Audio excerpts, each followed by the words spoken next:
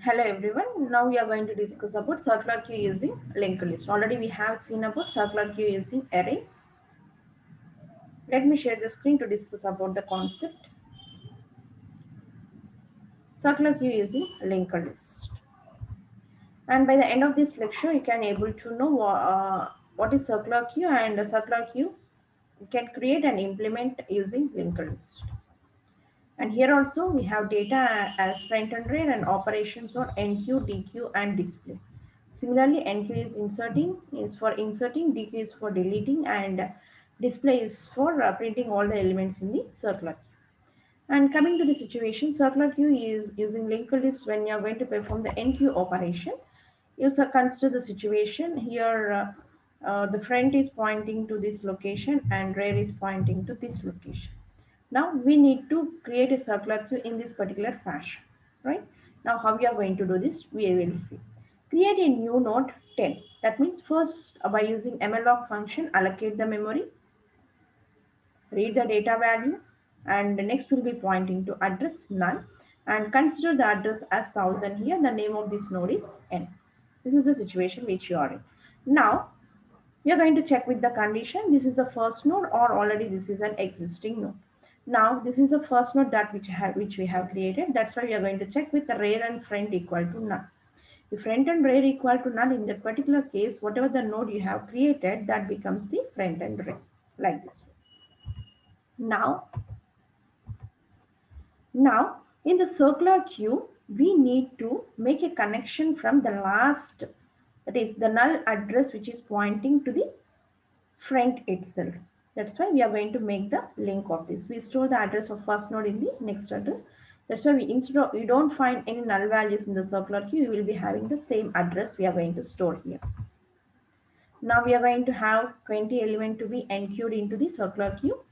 In this way, we are going to create the memory allocation, read the data value and null value.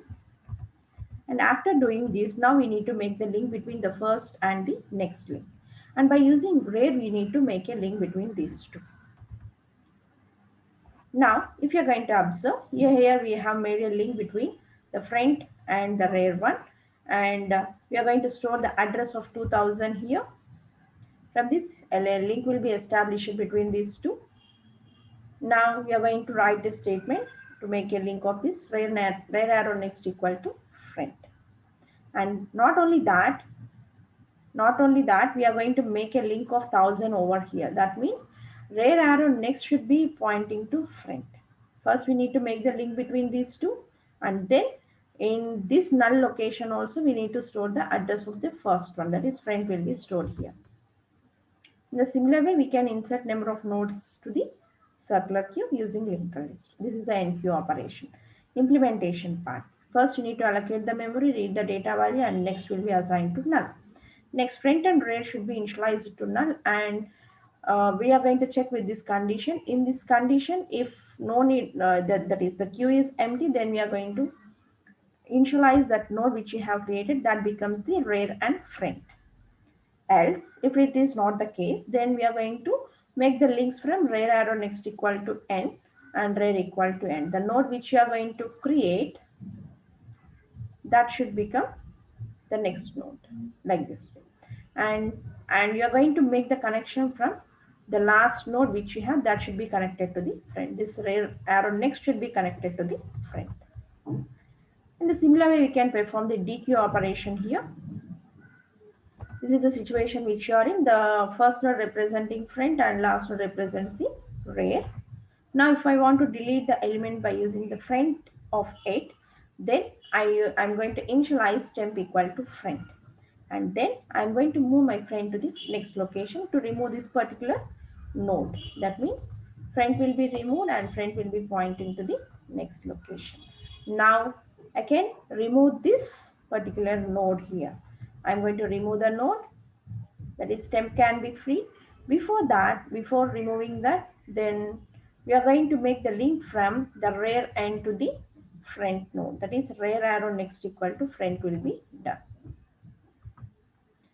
The implementation part, void dequeue. Here, when front equal to null, it is going to show you that circular queue is empty.